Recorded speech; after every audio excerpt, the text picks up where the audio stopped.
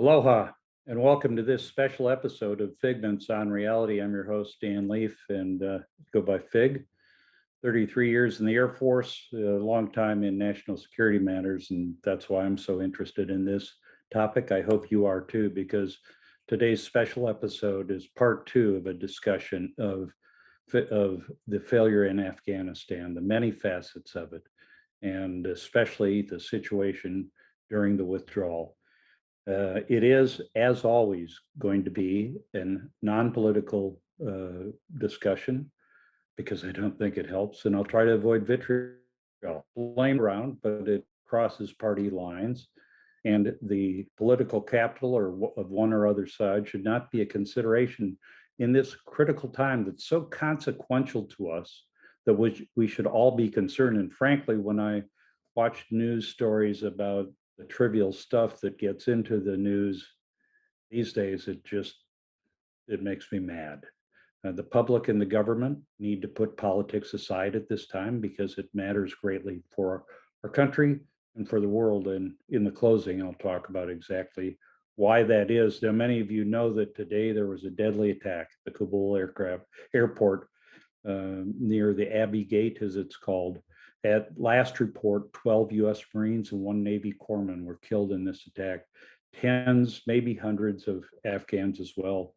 I've seen some video, I imagine that many of you have as well, and it's just horrific. I cannot imagine the final seconds of our 12, 13 service members, the last 12 or last seconds of their lives, or the coming days, weeks, and months for their families. And let's honor them by thinking deeply about this and trying to find ways to do better in the immediate and long-term future. Clearly, we have lost the initiative in Afghanistan, and we must take it back.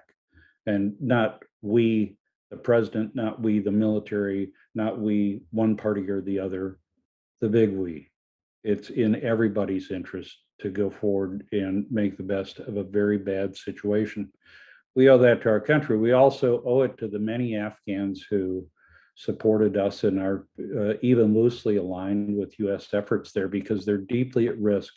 Today, I exchanged messages with an Afghan friend of mine, good guy, who is hiding because he supported US efforts there for well over a decade. And he sent me documents that he hoped would facilitate him getting through the gates at the airport and getting out of Afghanistan. And he's not a quitter. He's just at great risk. He said to me when he sent these as pictures via message, he said, if they see these pictures, they being the Taliban, they direct hanging me. In other words, if the Taliban sees that he's even communicating with the US, he believes he'll be dead. And I've heard from other friends similar stories. And we have a moral obligation to these people to try to save them. We can't save all of them, but every Afghan who's at risk because of their support of the United States that can get out, can be gotten out, we should do that. And we should take risk as we did today to do so. Now, there's a great risk that there'll be infiltrators, terrorists, bad guys in those who escape. We have to take that risk and counter it appropriately. There is no perfect situation here, but we put them at risk by being in their country and by asking their help, which they gave, and we owe them a chance to survive and really to thrive. So as I look at this withdrawal, and most of the terms that I would use to describe it are quite impolite, so I'll just say it's a disaster. I have to make assumptions as I look at this, and the assumptions are that, first of all, it probably could not have been done worse. I mean, really, if you look at it, I've got a couple pictures here from the early days of the chaotic withdrawal of the images now. I mean, this is already chaos, especially the picture on the right, and they come from our Department of Defense. But the I haven't had direct involvement in it, so let me make some assumptions for how this happened. And the first thing I want to address is what the question is. And the question is not whether or not we should, whether or not it's a political failure. It's everybody's failure.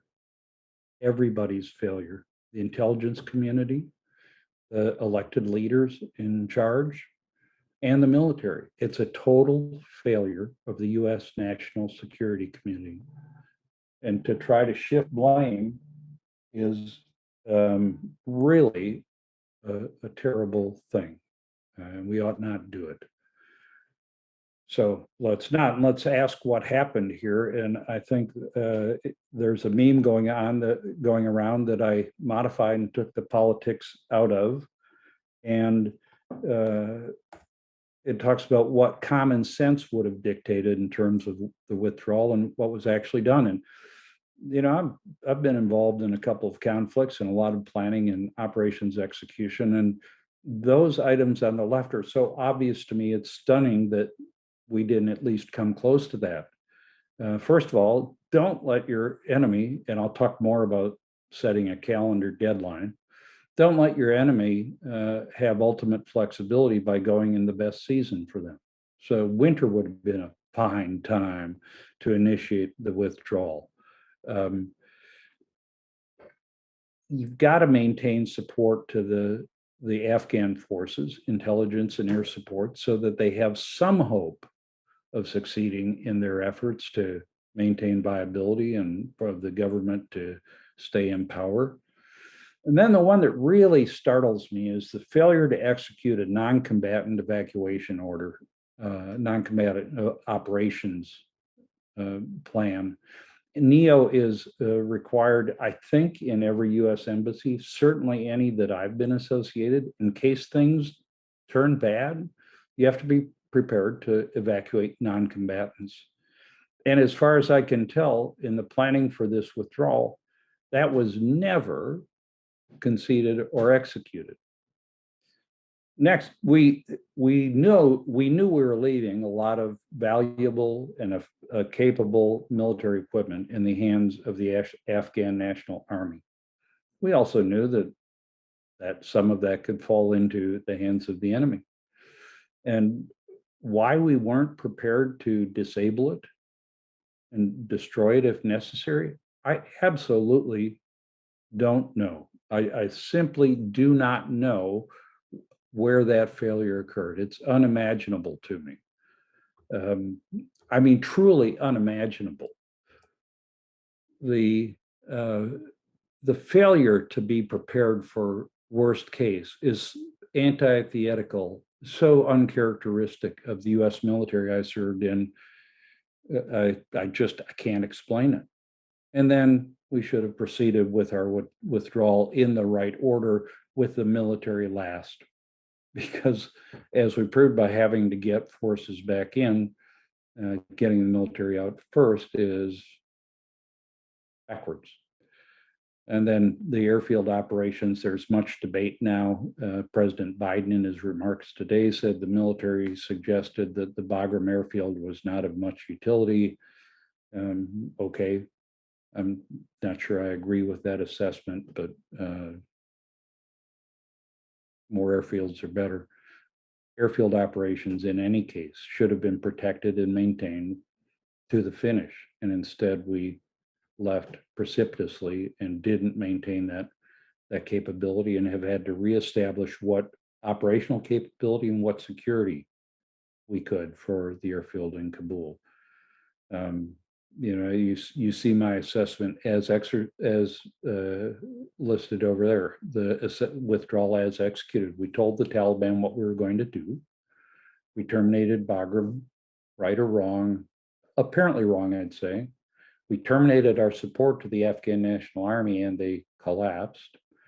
And we withdrew the U.S. military. Now we're reacting to everything since.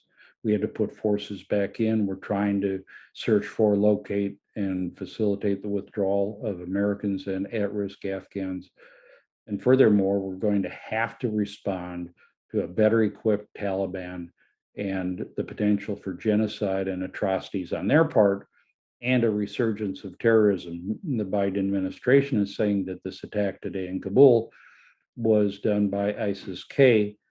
This won't be the last we hear of that threat because of the failed withdrawal. Now, why did this happen? First of all, I think some people, well, in my first episode, I spoke about hubris, and it's a word that fits, frankly. I'll let you read that and not talk about it much, but I think because we thought we could get away with it.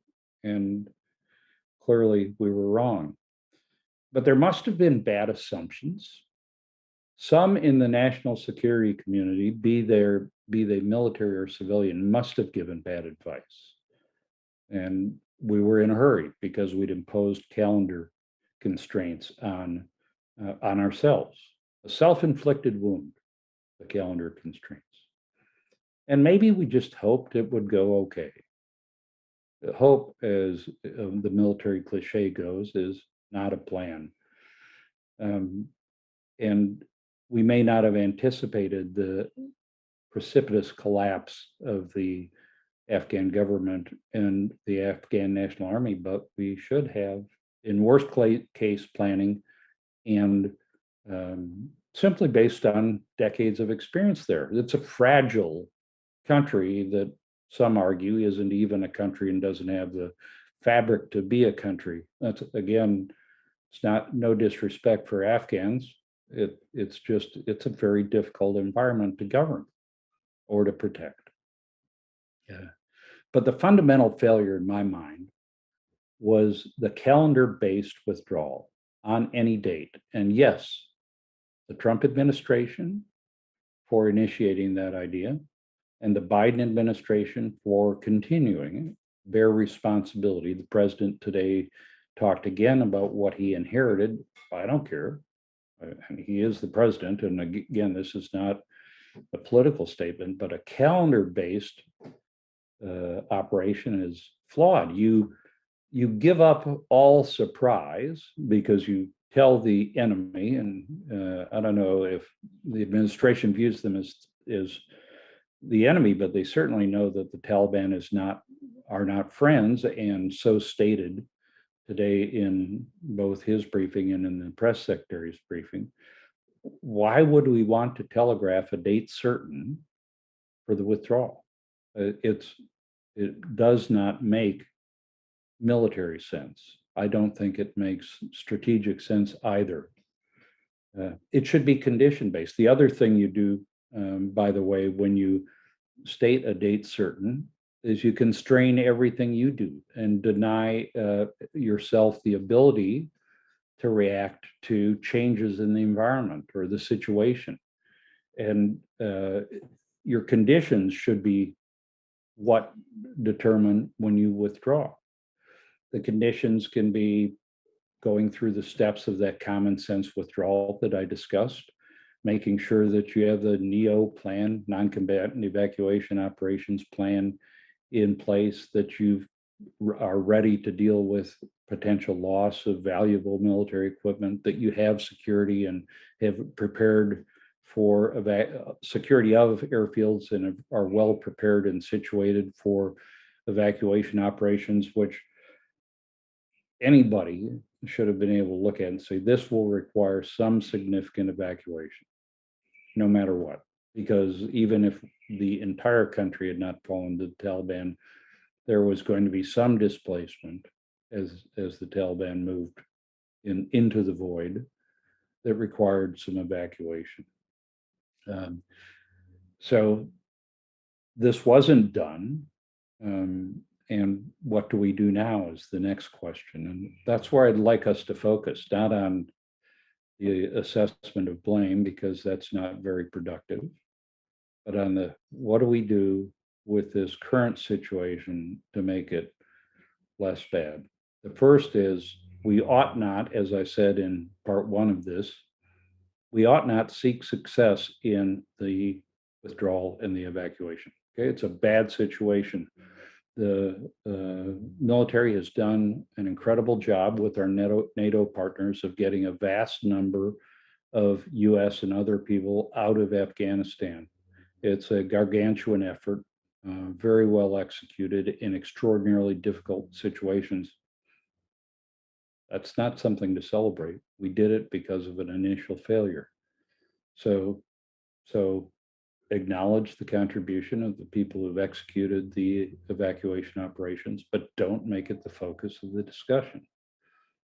Secondly, today, after the attack, there was a lot of discussion by both the president and his press secretary about avenging the attack on our Marines and the Navy corpsmen and the Afghan civilians, don't forget. And yeah, we need to respond. We need to respond as a matter of deterrence, not punishment, to deter future attacks and to impose some cost and to validate the sacrifice of our service members. But we ought not do it for the bitter taste of revenge, and we ought not do it to claim success in something. It needs to be done, but it's not an immediate priority, and it ought not be something to say, hey, look, we got them. Well, they got us first. We need to deter future attacks, protect the current operation, and finish the job. We're going to have to communicate with the Taliban. The president has acknowledged that. And we need to do that because they're a reality. We can't wish for an alternate reality in Afghanistan where the Taliban aren't in power or aren't running what security there is there. But we ought to coordinate with them as only as necessary and absolutely not negotiate. The time for negotiation is done. Now they hold some cards. So when we ask why we're talking to the Taliban and why that was a factor in sticking to the current August 31st deadline, I don't know, but I would speculate that Taliban threats to exact a cost on civilians and remaining US personnel if we extended the deadline might be part of that. Okay, we have to deal with that reality, but not by negotiating. So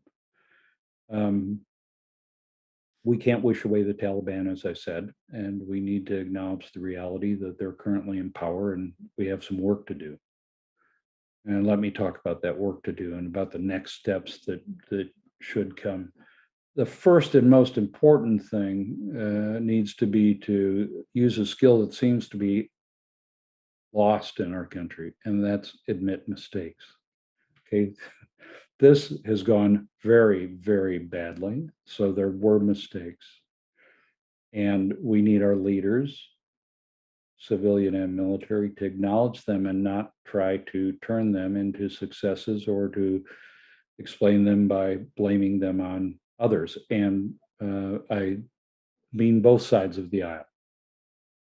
Everybody here has a part of everybody in the national security community on any side of the aisle, whether they're in power now or in the past, has a responsibility. So own up to it. There's a very good article by General Ben Hodges, Army General. I didn't know General Hodges, but he talked about his role in Afghanistan and admitted mistakes. It was refreshing. It's very much needed.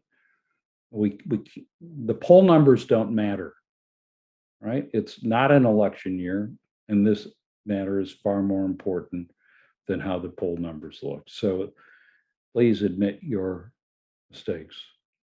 Again, as much as possible, we need to re-seize the initiative, and that comes through mandating, not negotiating conditions to the maximum extent possible. We can undo some of the mistakes that have been made by completing the evacuation, no matter how long it takes. And well, I'm not sure if we're totally stuck with the 31 August deadline, but deadline notwithstanding, however we do it notwithstanding, we need to complete the evacuation.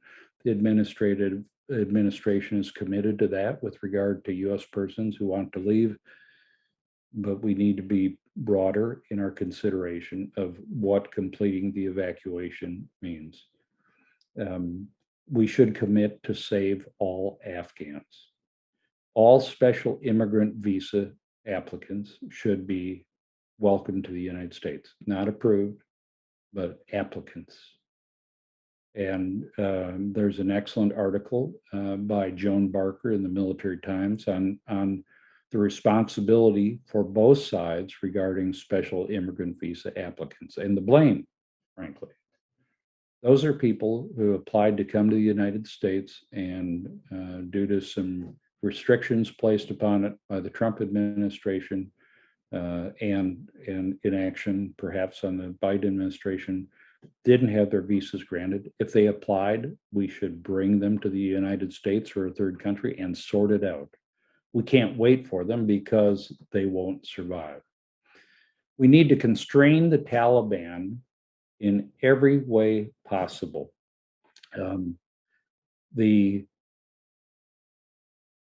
They, as President Biden said today, have interests, and we should affect those interests, and we have the means to do it. Their interests include staying in power. Okay, we can put their staying in power at risk without launching another war. They include money, the economy that they need to function. And most importantly, there's the US military equipment that they have. I hope, I don't know, not in government or military service anymore. I hope that there's planning for a massive campaign from the air to destroy the remaining US military equipment. The Afghan National Army has ceased to exist, so nothing good is going to come from the ground equipment, the small arms, the weapons, or the aircraft that remain there. And we have the capability to go in and systematically destroy it. There would be some risk, especially if the Taliban were notified ahead of time that we're going to do that. So if anybody in the national security apparatus is listening, I hope they quickly put this into a deeply classified planning process. But either as a preemptive effort or in response to Taliban bad behavior, all of that stuff to the maximum degree possible should go away. We can do that. And frankly, I'm not sure why it hasn't started already again, perhaps because we're necessarily dependent on Taliban facilitation of the evacuation operations. Finally, we have to commit to save all the Afghans who are at risk because of their association with us. Remember what my friend said. If they saw the pictures he sent, which were, passport photos, letters of appreciation from the US side for what he had done, he'd be killed. Okay, there are tens of thousands of people in Afghanistan at similar risk. We need to find a way to do everything we can. And one of the ways to do that is to establish a point of contact in the US government for people like me to reach out and say, here's a name for you. Here's somebody who needs to be helped. Here's somebody hiding in his closet or basement or her closet or basement. Because I've had several people reach out with the same desperation for people they've been associated with. I hope on my next Figments, The Power of Imagination, to speak to a retired US soldier who's deeply concerned about the Afghans who've facilitated not just his mission, but his survival on 15 deployments to Afghanistan. Not long, not 15 years, but 15 trips to Afghanistan. And he's heartsick about the fate of these people. It won't take much once the US is truly gone, and once this fades for the headlines, for an Afghan to be summarily killed, murdered, tortured by the Taliban because they have some connection with the US efforts there. So we should establish a point of contact. I should be able to pick up the phone or send an email to Afghan refugees at whatever, .gov, a government effort, and they need to put the manpower, person power, and resources to making this part of the effort to get it right in the end. So I always close with what would Fig do? Here's what I'd ask you to do is shed your politics. They don't matter. This is too important. And there'll be plenty of time for blaming. You can blame people at the ballot box. But for the 13 dead today, for all of the dead Afghans, those at risk, and for the lives that were lost in preceding 20 years, politics don't matter. This is hugely important, and it might seem kind of remote. Afghanistan's a long way away. Maybe you didn't know anybody who served. But this is how we recover from the initial failure of the withdrawal. It's going to have significant influence on the US role in the world. It's been often said here in the Pacific that while China is the preferred economic partner, often by necessity, of many countries, the US is always the preferred security partner.